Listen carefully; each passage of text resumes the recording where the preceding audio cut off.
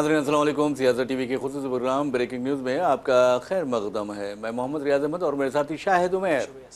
बहरहाल नाज़रीन, जहाँ तक खबरों का सवाल है तो आपको बता दूं कि तेलंगाना के ज़िले गढ़वाल में एक भयानक हादसा पेश आया है। यानी एक बीसी हॉस्टल में पेश आए इस वाक़े में समीत ग़िज़ा यानी फूड पॉइजनिंग से कम 85 तलबा मुतासर हुए हैं। दूसरी खबरों में बताया गया है कि 86 से ज़ायद तलबा मुतासर हुए हैं और उन्हें सरकारी अस्पताल मुंतकिल कर दिया गया है, जहाँ पर उनका इलाज जारी है। और पुलिस ने और महकमे तालीम ने तहक़ीक़ात का आगाज़ भी कर दिया है कि आखिर ये क्या वजह है कि बच्चे बीमार हो गए हैं। ये बताया जाता है यहाँ पर हैदराबाद में जो इत्तला मौसूल हो रही है उसमें यह बताया गया है कि समीत ग़िज़ा यानी फूड पॉइजनिंग की वजह से ये वाक़या पेश आया है। डिनर के बाद कल रात में ये वाक़या पेश आया। बच्चों ने रात का खाना खाया, उसके बाद उल्टियाँ करने लगे, उनकी तबीयत अचानक ख़राब हो गई, बेचैनी महसूस करने लगे। फिर मुकामी पुलिस और जो महकमे तालीम के ओहदेदार हैं, ख़ास तौर पर स्कूल का जो इंतज़ामिया है, उसने उन बच्चों को अस्पताल मुंतकिल किया, जहाँ पर उनका इलाज जारी है। और ये कहा जा रहा है कि बच्चों की हालत अब ख़तरे से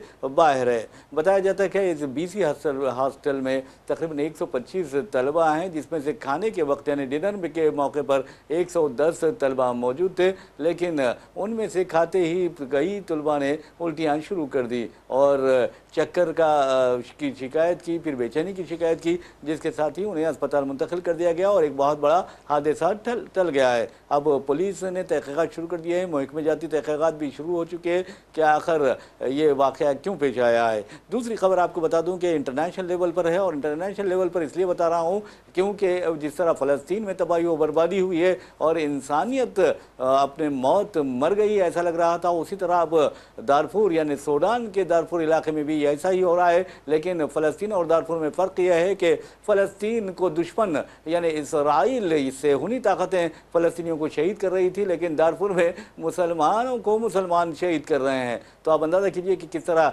इंसानियत गिर गई है, किस तरह जज्बे ईमानी यानी गायब हो गया है, लोगों से दूर हो गया है, हमियत ईमानी ख़त्म हो गई है, ऐसा महसूस होता है। बस इक़्तिदार के लालच में ये सब कुछ किया जा रहा है। वहाँ कुदरती वसाइल के अंबार है और कुदरती वसाइल को लूटने के लिए, इक़्तिदार पर फायद होने के लिए सब कुछ ये किया जा रहा है। और ऐसे में आलमी बिरादरी की बेहिस्सी तो आप देखने से ताल्लुक़ रखते हैं। आलमी बिरादरी ख़ास तौर पर अक़वाम मुत्तहिदा हो या जो बड़ी ताकतें होने का दावा करती हैं, उन्हें मुसलमानों के मसाइल इसे कोई दिलचस्पी नहीं है, क्योंकि मुसलमान खुद इस कदर बेहिस हो गए हैं कि उन्हें अपने मसाइल का ख्याल नहीं है। और जब अपने मसाइल का या अपनी हालत बदलने का कोई ख्याल नहीं करती कौम, तो फिर दूसरों से क्या गिले, क्या शिकवे। तो बहरहाल ये खबर आ रही है। और दूसरी आपको बात बता दूं कि GHMC हैदराबाद ने दावा किया है कि उसने हालिया बारिश के दौरान जो सड़कों पर गड्ढे पड़ गए थे और पैचअप का काम बहुत ज़रूरी था, तो ऐसे में तकरीबन 19,380 गड्ढों को बंद किया है। लेकिन अगर आप सड़कों पर निकले, गाड़ी चलाएं, तो आप अंदाज़ा कर सकते हैं कि किस तरह आपकी बाइक जो है वो उछल कूद करेगी सड़कों पर। ये सड़कें हमारी हो गई हैं और आप अंदाज़ा कीजिए कि इसके लिए GHMC जिम्मेदार है। और नाज़रीन, एक और खबर आ रही है, तेलंगाना के लिए बहुत बड़ी बात है, तेलंगाना के लिए एक एजाज़ है।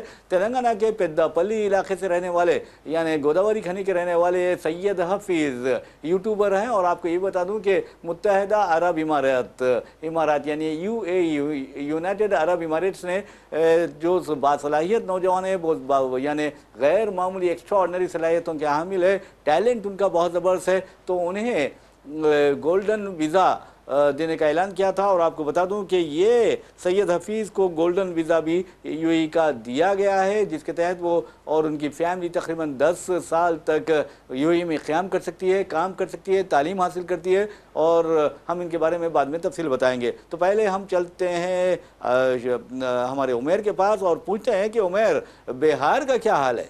सर, अगर बिहार की बात करें तो बिहार में कल जिस तरह से NDA का मैनिफेस्टो जारी हुआ, तो ऐसा लग रहा था कि ये वो NDA का मैनिफेस्टो नहीं, सिर्फ BJP का मैनिफेस्टो है। क्योंकि और आज खुद नीतीश कुमार वीडियो उन्होंने जारी किया है और पूरे बिहार को एक मैसेज देने की कोशिश की है। लेकिन कल मैनिफेस्टो जारी होने के बाद देखा गया कि एक मंच पे सारे जो बड़े नेता हैं वो तमाम मौजूद रहे, यहाँ तक कि BJP के अध्यक्ष JP नड्डा भी मौजूद रहे। मैनिफेस्टो जारी मतलब शुरू होने से पहले खत्म हो गया वो। अच्छा, कैसे? अब मुश्किल से मुझे लग रहा है 29 से 30 सेकेंड बस लोग आए, मैनिफेस्टो मैनिफेस्टो का ये पर्ची दिखाएं और फिर तुरंत वहाँ पे कैमरा ऑफ करके सारे लोग चले गए। खास बात ये रही कि जब मैनिफेस्टो जारी हुआ उसके बाद से ये कहा गया कि जितने भी बड़े नेता यहाँ पे मौजूद है सबकी रैलियाँ हैं, क्योंकि बिहार में चुनाव नजदीक है तो रैलियाँ हो रही है। लेकिन जिस तरह से लगातार बिहार में बारिश हो रही है उसकी वजह से कई सारी रैलियाँ रद्द हो चुकी हैं। शाम तक देखा गया कई ऐसे पॉलिटिकल पार्टी के सोशल मीडिया पे कि शाम तक उनकी कोई भी रैली का अपडेट नहीं मिला। उसके जब ये मैनिफेस्टो खत्म हुआ उसके ही फिर कुछ मिनट बाद सम्राट चौधरी आते हैं, बीजेपी के बड़े नेता। वो तकरीबन 20 मिनट तक मैनिफेस्टो के बारे में बताते हैं कि क्या एजेंडा है, क्या क्या उन्होंने किया है। 20 मिनट बोलने के बाद जैसे मानो कि पूरी तरह से मौन हो, चले जाते हैं। पत्रकार जो रिपोर्टर हैं वो सवाल भी करते हैं, क्या आप कोई भी सवाल नहीं लेंगे, तो उस पर कोई उनका जवाब नहीं आता है, वो चले जाते हैं मानो कि रटी रटाई स्क्रिप्ट हो। लेकिन जिस तरह से ये कहा जा रहा था कि नीतीश कुमार, क्योंकि नीतीश कुमार की एक ऐसी छवि है कि लगातार वो कोई भी एक छोटे से मुद्दे हो वो लगातार मीडिया के सामने बात रखते थे, मीडिया से रूबरू होते थे, बात करते थे। लेकिन पिछले कुछ महीनों में जब भी बिहार में कोई बड़ी चीज़ों का ऐलान किया जा रहा है तो वो नीतीश कुमार तो सिर्फ सोशल मीडिया प्लेटफॉर्म एक्स पे कर रहे हैं, लेकिन उसके बारे में ब्रीफिंग करने के लिए सम्राट चौधरी आ रहे हैं। तो कल जिस तरह से मंच सजाया गया और जिस तरह से सम्राट चौधरी ने वहां पे अपनी बात रखी, उससे ऐसा लग रहा है कि शायद बीजेपी एक संकेत देने की कोशिश कर रही है कि इस बार सम्राट चौधरी मुख्यमंत्री होंगे। लेकिन एक सवाल ये भी खड़ा होता है सर कि जिस तरह से अगर हम बिहार की सियासत की बात करें तो कहा यह जाता है कि बिहार की सियासत कई राज्यों में असर डालती है और वहां से तय होती है कि हाँ इस राज्य में कौन से पार्टी आएगी। इसके बाद कि इस राज्य है जहाँ पे चुनाव होने वाले हैं, तो सवाल ये भी खड़ा होता है कि क्या बीजेपी बिहार में दिल्ली की तरह किसी खवातीन को वहाँ पे मुख्यमंत्री पद दिलाएगी कि इसकी वजह से पश्चिम बंगाल में ममता बनर्जी को टक्कर दिया जा सके। क्योंकि कल जिस तरह से सम्राट चौधरी को मंच पे अकेले छोड़ दिया गया, उससे ये भी सवाल खड़े हो रहे हैं कि आखिरकार जब सम्राट चौधरी इतने बड़े नेता हैं, बीजेपी इतनी उनकी अहमियत देती है, तो क्या वजह रहा कि आखिर मंच पे अकेले सम्राट चौधरी बोल रहे हैं। और उनके चेहरे को भी अगर गौर करें तो पूरी तरह से वो मायूस थे। नीतीश कुमार जब प्रोग्राम के लिए आ रहे थे तो देखा गया कि जब वो गाड़ी से उतर रहे हैं तो एक ऑडियो सुनाई देती है। ऑडियो किसकी ये क्लियर नहीं हो पा रहा, लेकिन खुद सुना गया कि वहाँ आसपास जो उनके लोग हैं वो मीडिया कर्मी को ये कहते हुए सुने जा रहे हैं कि कोई भी माइक नहीं लगाएगा नीतीश कुमार के सामने। तो आप समझ सकते हैं कि किस तरह से नीतीश कुमार को बोलने से रोकने की कोशिश की जा रही है। अब क्या पता नीतीश कुमार खुद ऐसा कर रहे हैं या उनको बोलने नहीं दिया जा रहा। अभी तक तो आरोप ये लगते थे कि नीतीश कुमार बोल नहीं रहे, लेकिन कल जिस तरह से ऑडियो सुना गया उसमें यह कहा गया कि कोई भी माइक नहीं लगाएगा। शायद उनको डर होगा कि अगर कोई माइक लगा दे, कोई रिपोर्टर कुछ सवाल पूछ दे तो नीतीश कुमार कुछ जवाब दे दे।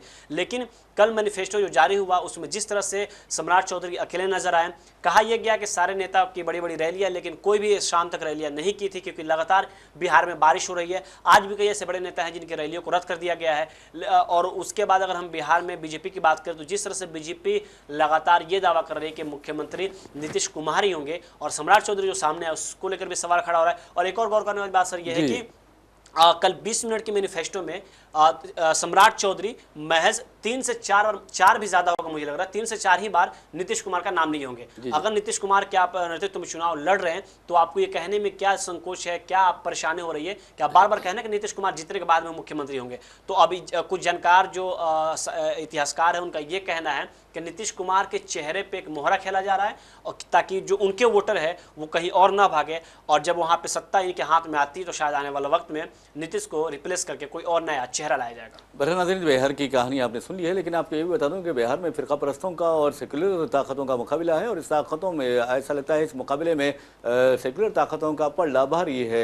महागठबंधन की बात करते हैं तो आपको बता दूं कि महागठबंधन की कामयाबी के आसार दिखाई देते हैं क्योंकि लोग काफ़ी परेशान हैं। तरक्की 20 वर्षों से वहाँ पर तरक्की नहीं हुई, हालांकि नीतीश कुमार और बीजेपी की हुकूमत वहाँ पर 20 वर्षों से है और उसके बावजूद भी लोगों को तरक्की के कोई सम्राट नहीं मिले। यहाँ तक कि जो बिहारी हैं वो रोज़गार के लिए बैरूनी रियासतों का यानी रुख कर रहे हैं, वहाँ पर उन्हें कई एक कठिन हालात व मुश्किलात का भी सामना करना पड़ रहा है। जहाँ तक नीतीश कुमार का सवाल है, उनके बारे में खबरें ये भी आई थी कि उन्हें स्लो पॉइजन दिया जा रहा है और आहिस्ता आहिस्ता उनकी जो अकल है वो माफ़ होती जा रही है। लेकिन आप अंदाज़ा कीजिए कि असेंबली में एक बात ऐसे मनाजिर देखने में आए, कभी वो किसी का हाथ पकड़ रहे हैं तो कभी किसी का कड़ा पकड़ते दिखाई दे रहे हैं तो कभी किसी की घड़ी से छेड़छाड़ कर रहे हैं। लेकिन बीजेपी से वो छेड़छाड़ करना शुरू कर देंगे तो फिर समझिए कि बीजेपी का बेड़ा गर्क है। और अगर बीजेपी उनके साथ ऐसे वैसे करती है तो फिर हो सकता है कि जो एक बैसाखी नीतीश कुमार की शक्ल में मोदी हुकूमत को संभाले हुए वो गिर सकती है।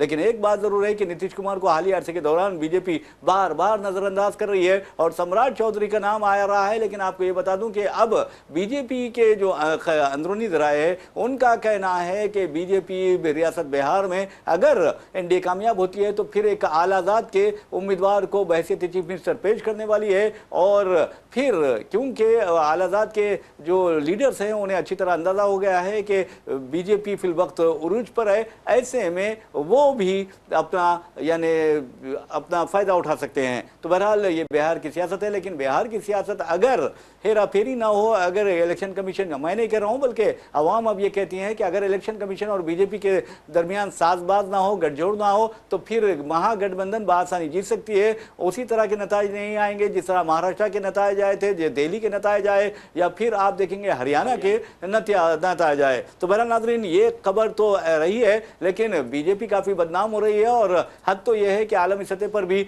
उसे इक्का व तनहा किया जा रहा है। लेकिन एक बात बता दूं कि हालिया अरसे के दौरान जिस अंदाज में आप देखेंगे कि कोलालमपुर में जो एक माहिदा हुआ है, हिंदुस्तान और अमेरिका का दिफाई माहिदा, 10 बरसों का माहिदा हुआ है, पाकिस्तान बेचैन हो उठा है और पाकिस्तान को भी अच्छी तरह अंदाजा हो गया है कि चीन उसका जो बावफा दोस्त है, वफादार दोस्त है और काबिल भरोसा दोस्त है। अमेरिका कभी भी किसी का काबिल भरोसा दोस्त नहीं हो सकता। आपने देखा कि किस तरह ट्रंप हमारे वजीर आजम नरेंद्र मोदी को जलील कर रहे थे, बार बार जलील कर रहे थे, और जब भी मौका मिलता तो वो हिंदुस्तान पर तनकीद कर रहे थे। पता नहीं क्या दुश्मनी हो गई है। लेकिन आपने देखा कि अब हिंदुस्तान के साथ यानी हमारे मुल्क के साथ अमेरिका ने 10 साल का दिफाई माहिदा कर लिया है, जिसमें हथियारों की खरीदारी से लेकर आप ये भी देखेंगे टेक्नोलॉजी की जो मुंतकली है वो उसको भी यकीनी बनाया जाएगा। पाकिस्तान अब बेचैन हो चुका है। तो अब आप अंदाजा कीजिए कि ये बीजेपी जो परेशानी का शिकार थी,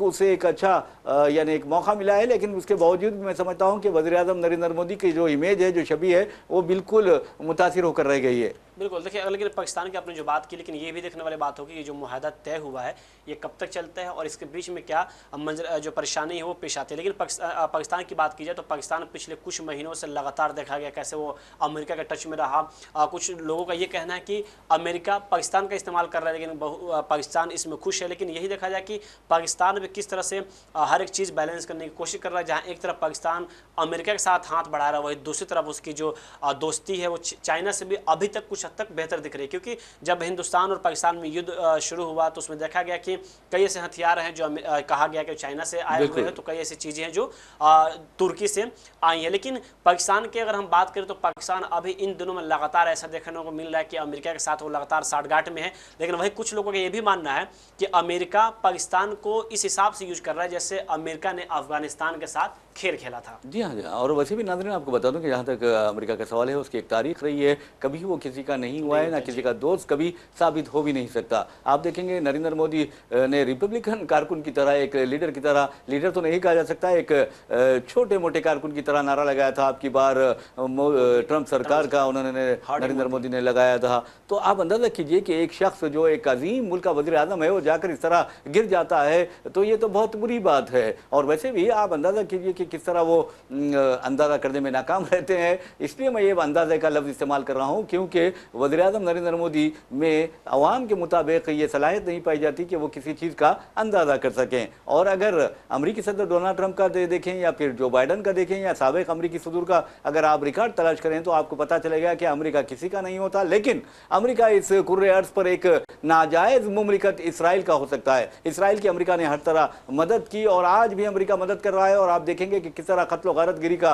बाजार गर्म कर रखा है इसराइल ने वहाँ पर फ़लस्तीनियों का। उसके बावजूद ट्रंप को कुछ सुझा ही नहीं देता, समझा ही नहीं देता और ना ही वो कुछ समझने की कोशिश करते हैं। वो अब उनकी अकल का अंदाज़ा, उनकी सोच फिक्र का अंदाज़ा इस बात से लगा सकते हैं कि वो कहते हैं, डिफेंड करते हैं इसराइल को ये कहते हुए कि इसराइल ने एक इसराइली सिपाही के कत्ल के जवाब में ये कार्रवाई की जिसमें 100 से ज़ायद फ़लस्तीनी शहीद हुए, जिसमें 46 बच्चे शामिल थे। तो आप अंदाज़ा कीजिए कि डोनाल्ड डोनाल्ड ट्रंप की समझ कहाँ गई या उनका जो अंदाज है यानी सोचने का समझने का वो कितना गंदा है। और दूसरी अहम बात यह है कि अजीब गरीब बॉडी लैंग्वेज उनकी होती है, कभी डांस करते हैं, कभी गुस्सा करते हैं, कभी किसी को थप्पड़ रसीद कर देते हैं, कभी खुद अजीब गरीब हरकतें करने लगते हैं। तो अमेरिका जो अमेरिकी अवाम है उन पर भी अफसोस होता है कि आखिर ये किस तरह के सदर को मुंतखब किए हैं। ये मैं नहीं कह रहा हूँ, सारा आलम कह रहा है, सारी दुनिया कह रही है और अफसोस का भी इजहार कर रही है। अब हम जब वफादारी की बात करते हैं तो अमेरिका किसी का नहीं होता, ना पाकिस्तान को तो वो इस्तेमाल कर रहा है, और कैसे इस्तेमाल कर रहा है हम कई अल्फाज इस्तेमाल कर सकते हैं लेकिन नहीं करेंगे क्योंकि ये सिफारती आदाब के खिलाफ है। लेकिन एक बात ज़रूर है, पाकिस्तान को बहुत बुरी तरह अमेरिका मैं समझता हूँ कि यानी हाशिए पर लाएगा, क्योंकि अमेरिका पर वो भरोसा कर रहा है। और हिंदुस्तान जिसने अमेरिका से दूरी अख्तियार की थी, अमेरिकी हथियार खरीदने से इनकार कर दिया था, उसी हिंदुस्तान के साथ अमेरिका ने दिफाई माहिदा किया है। तो बहरहाल नाज़रीन, एक और ख़बर की जानिब आपको लिए चलते हैं। जैसा कि मैंने आपको बताया कि हैदराबाद फरखंद बुनियाद से कुछ किलोमीटर दूर एक इलाका है गोदावरी खानी। गोदावरी खानी मैं समझता हूँ कि आपको 3 या 4 घंटे लग जाते हैं हैदराबाद से, लेकिन आपको ये बता दूँ कि वहाँ का एक इलाका है, गोदावरी खानी का इलाका है, और उस इलाके के रहने वाले एक नौजवान है सैयद हफीज़। ये आपके यूट्यूबर हैं और बासलाहियत नौजवान हैं। उनका एक तेलुगु यूट्यूब चैनल है जिसका नाम उन्होंने तेलुगु टेक ट्यूट्स रखा है। और आपको ये भी बता दूं कि सैयद हफीज़ को यानी फोर्ब्स इंडिया टॉप 100 डिजिटल जो वो हैं यानी स्टार्स हैं उसमें शामिल किया गया है। तो अब उनको यूएई ने गोल्डन वीज़ा दिया है। जी, ये बहुत बड़ा एजाज़ है। ये बहुत बड़ी बात है, क्योंकि अगर हम यूएई की गोल्डन वीज़ा की बात करें तो कई ऐसे लोग हैं, जो लोग क्या बड़े बड़े स्टार हैं, वो लाइन में लगे रहते हैं कि हमें गोल्डन वीज़ा मिल जाए, लेकिन वो मिलना मुश्किल। लेकिन ये सिर्फ हैदराबाद ही नहीं, पूरे तेलंगाना के लिए काफ़ी बड़ी बात है कि तेलंगाना का कोई शख्स जिसे यूएई के गोल्डन वीज़ा मिला है। अगर हम इस गोल्डन वीज़ा की बात करें तो इसमें कई ऐसी अपॉर्चुनिटी मिलती है जो आम पब्लिक को नहीं मिल पाती है। और अपने देश में बात करें तो महज कुछ ही लोगों के पास ये गोल्डन वीज़ा है। और लोग क्या, जो बड़े स्टार है, अगर हम शाहरुख खान की बात करें, तमाम जो बड़े स्टार हैं, कुछ ही महज लोगों को यूएई गोल्डन वीज़ा देती है। लेकिन जिस तरह से अभी इनको गोल्डन वीज़ा मिला हुआ, यकीनन पूरे तेलंगाना के लिए काफ़ी खुशी की बात है। और मुझे लगता है कि आने वाले वक्त में शायद इनको देखकर और भी कई ऐसे बच्चे होंगे जो शायद इनकी जो रूल है या फिर काम करने के जो तरीके उसको अपनाए, ताकि आने वाले वक्त में वो भी कम समय में ऐसी बुलंदी पे चढ़ सकें।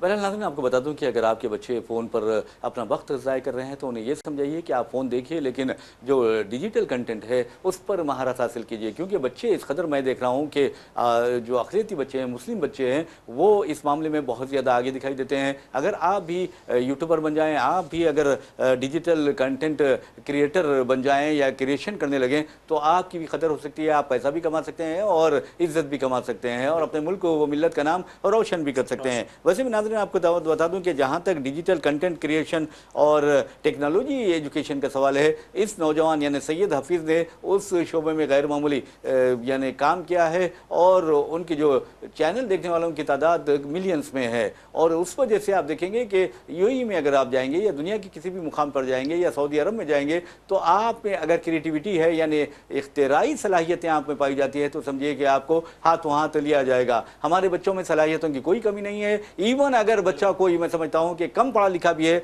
लेकिन उन्हें वो, मैं समझता हूँ कि सोशल मीडिया पर इस कदर यानी एक्टिव है और डिजिटल मीडिया के बारे में वो इस कदर मालूमात रखता है, इतना माहिर है कि वो अपना मुकाम आप बना सकता है और दुनिया में अपना नाम पैदा कर सकता है। तो इसीलिए कहा जाता है, कर लो दुनिया मुट्ठी में। और याद रखिए, सिर्फ तालीम से ही मुस्तकबिल नहीं बनता, बल्कि आपके टैलेंट होना चाहिए। डिग्री ले लेंगे लेकिन आपके पास टैलेंट नहीं होगा तो आप कुछ भी नहीं कर सकते। और कई ऐसे बच्चों को मैंने देखा है उमर कि आप, उनके पास ना डिग्री है, कुछ नहीं है, लेकिन उनके पास फ़न है, उनके पास महारत है, उनके पास स्किल्स है। जी सच में सर, लेकिन सोशल मीडिया की बात करें कि सोशल मीडिया के आने के बाद से वो एक ऐसा अपॉर्चुनिटी, आपको एक ऐसा मौका देता है कि आप एक बंद कमरे में भी अपने टैलेंट को दिखाकर पूरी दुनिया फतेह कर सकते हैं। जैसे अभी आपने कहा कि कर लो दुनिया मुट्ठी में, लेकिन अभी ये भी देखा जा रहा सर कि एक ऐसा तबका है जो सोशल मीडिया पूरी तरीके से सिर्फ रील्स पर डिपेंड है, और वो भी रील्स में ऐसे कचरे कचरे रील्स आ रहे हैं, कहा जा सकता है कि उससे जो युवाओं का जहन है उसको एक अलग तरीके से ढकेलने की कोशिश की जा रही है। लेकिन अभी हम कंटेंट राइटर की बात करें या सोशल मीडिया पर जिस तरह से लगातार कंटेंट मांगे जा रहे हैं, तो सोशल मीडिया एक ऐसा प्लेटफॉर्म अब आ चुका है कि अगर आपके पास क्रिएटिव चीज़ें हैं तो आप बगैर किसी ज़्यादा बजट के आप किसी एक जगह से आप इसको शुरुआत कर सकते हैं और आप इसमें अपनी लाइफ, अपनी जर्नी बेहतर बना सकते हैं। लेकिन रील्स की बात करें तो प्रधानमंत्री मोदी ने भी बिहार के दौरे पे इसको रोजगार से जोड़ दिया। उन्होंने ये कहा कि हमारी सरकार आएगी तो आटा से भी सस्ता डाटा होगा। और प्रधानमंत्री मोदी ने खुद कहा कि जो रील्स है, इसके जो कॉन्टेक्टर है कि कैसे ये आगे बढ़ रहा है, कि हम इसको प्रधानमंत्री मोदी की अगर बात करें तो रोजगार के हिसाब से नहीं देख सकते हैं, क्योंकि रोजगार सोशल मीडिया में ये भी कहा जाता है कि कब आपको ये सोशल मीडिया अर्श पे पहुंचा दे तो कब आपको फर्श पे पहुंचा दे, ये कोई नहीं जानता है। लेकिन हाँ, सोशल मीडिया ये है कि आप बैकअप के तौर पे या साइड से इस पे कुछ आप अचीव कर सकते हैं। आप इसमें जो आपकी अलग स्किल्स है आप उसको यहाँ पे दिखा के आप अपनी जो जिंदगी उसको बेहतर बना सकते हैं। लेकिन इसको रोजगार मान लेना मेरे ख्याल में कहीं सही नहीं है। बिल्कुल आपने सही किया। बहरहाल नाज़रीन, आपको बता दूं कि जहाँ तक वज़ीर-ए-आज़म नरेंद्र मोदी का सवाल है, जैसा कि उन्होंने कहा है कि पकौड़ा बेचना चाहिए बेरोजगार नौजवानों को, तो आप अंदाज़ा कीजिए कि उनकी सोच फिक्र क्या होगी। वैसे भी पकौड़ा बेचें या कोई अच्छा काम करें, उसमें कोई बुराई नहीं है। हाँ, झूठ और चोरी बहुत बड़ी बुराई है। और वज़ीर-ए-आज़म नरेंद्र मोदी के बारे में कहा जाता है कि वो बहुत ज़्यादा झूठ बोलते हैं। हमने तो उनके बारे में जो भी सुना और जो भी देखा है उससे तो अंदाज़ा लगा सकते हैं कि वो कैसे हैं। लेकिन आप क्या कहते हैं, ये आप भी बताइए कमेंट में कि वज़ीर-ए-आज़म नरेंद्र मोदी किस तरह की बातें करते हैं। मिसाल के तौर पर 15 लाख रुपए का उन्होंने वादा किया था, लेकिन आज तक एक फूटी कौड़ी भी लोगों के बैंक अकाउंट में नहीं आई है। और इसी तरह वज़ीर-ए-आज़म नरेंद्र मोदी अजीबोगरीब बातें भी करते हैं। कभी गोबर से गैस पैदा करने की बात करते हैं, चूल्हा जलाने की बात करते हैं, तो अजीबोगरीब बातें होती हैं। हमारे वज़ीर-ए-आज़म की 2 करोड़ सालाना नौकरी की बात की थी नौजवानों को देने के लिए। आज तक उन्होंने 2 करोड़ तो 11 साल में 22 करोड़ हो जाना चाहिए था। लेकिन आप तज्जिया कर लीजिए या पूरे एनालाइज कीजिए या तज्जिया और आप जायज़ा लीजिए तो आपको पता चलेगा कि कितने चंद हज़ार लोगों को नौकरियां मिली हैं। वैसे भी अगर आप कंटेंट राइटर है, और आपको ये भी बता दूं कि जहां तक यूट्यूबर्स का सवाल है, अगर आप माशरे को तालीम देना चाहते हैं तो यूट्यूब का इस्तेमाल कर सकते हैं। आप माशरे को एक मैसेज देना चाहते हैं सेहतमंदाना, तो उसका यूट्यूब का इस्तेमाल कर सकते हैं। आप अगर माशरे को ये बताना चाहते हैं कि दीन इस्लाम ने क्या क्या इंसानियत के लिए किया है और इंसानियत की बहबूद के लिए मुस्लिम साइंसदानों के क्या कारनामे रहे हैं, डॉक्टर्स के क्या कारनामे रहे हैं, इंजीनियर्स के क्या कारनामे रहे हैं, फ़न तामीर में उन्होंने क्या क्या कारनामे अंजाम दिए हैं, तो फिर यूट्यूब का इस्तेमाल कर सकते हैं और दुनिया को दीन का मैसेज पहुंचा सकते हैं। और ये बता सकते हैं कि आज दुनिया में जो तहारत का, साफ सफाई का नज़्म है वो दीन इस्लाम की यानी देन है। तो कहने का मतलब ये है कि यूट्यूबर बनकर आप न सिर्फ अपने आप की खिदमत कर सकते हैं बल्कि इंसानियत की खिदमत कर सकते हैं। इसकी बेहतरीन मिसाल आपको बता दूं कि फिजिक्स वाला आप देखेंगे कि फिजिक्स वाला किस तरह एमसेट के बच्चों को यानी नीट के बच्चों को और दूसरे जो कॉम्पिटिटिव एग्जाम्स होते हैं उनके लिए तैयार करता है। और उसकी जो दौलत है आप अंदाजा नहीं लगाएंगे कि शाहरुख खान, बादशाह खान जिसे कहा जाता है, किंग खान जिसे कहा जाता है, और सारी दुनिया में शाहरुख खान के चाहने वालों की कसीर तादाद पाई जाती है, उनकी जो दौलत है उससे कहीं ज़्यादा फिजिक्स वाले की दौलत है। तो आप अंदाज़ा कीजिए यूट्यूबर कंटेंट तैयार करने वाले हैं। इसी तरह आप खान सर की बात करते हैं, खान सर भी इसी नहज पर चलते हैं, उनकी दौलत भी शाहरुख खान के करीब हो गई है। तो आप क्या है, ये शाहरुख खान है, आमिर खान है, सलमान खान है, ये बहुत ज़्यादा दौलतमंद फिल्म स्टार समझे जाते हैं, लेकिन इनको भी पीछे करना, तो इसका मतलब यह है कि अगर टैलेंट है तो आप कुछ भी कर सकते हैं। आपको किसी स्टडी की ज़रूरत नहीं है, आपको किसी बैरून मुल्क जाने की ज़रूरत नहीं है, या फिर आपको बहुत बड़ी बड़ी यूनिवर्सिटीज़ के डिग्रीज लेने की ज़रूरत नहीं है, बल्कि अज़्म होना चाहिए, हौसला होना चाहिए और सलाहियत होना चाहिए। और इसी सलाहियत की बुनियाद पर, इसी टैलेंट की बुनियाद पर आप दुनिया को मुट्ठी में कर सकते हैं। जी, कर लो दुनिया मुट्ठी में। लेकिन सही कहा है सर आपने कि अगर हम सोशल मीडिया की बात करें तो इस वक्त लॉकडाउन के बाद से सोशल मीडिया की काफ़ी लगातार इसकी पब्लिसिटी बढ़ती गई। सोशल मीडिया का ऐसा प्लेटफॉर्म दे दिया आपकी जहाँ पे ज़ीरो इन्वेस्ट करके आप लाखों करोड़ों रुपया कमा सकते हैं। और ये भी देखा कि सबसे ज़्यादा इस पर जो ऑनलाइन कोर्सेज हैं वो लॉन्च किए जा रहे हैं। इस पर ऑनलाइन कोर्सेज लॉन्च करने के बाद से ये भी देखा है कि उसमें अब ये भी ऑप्शन आ गया कि आप उसको ख़रीद सकते हैं। तो डबल इनकम वहाँ पे कई ऐसे टीचर्स हैं वो कमा रहे हैं कि एक तरफ तो बच्चे वो कोर्स लेने के लिए पेमेंट भी कर रहे हैं, लेकिन वही दूसरी तरफ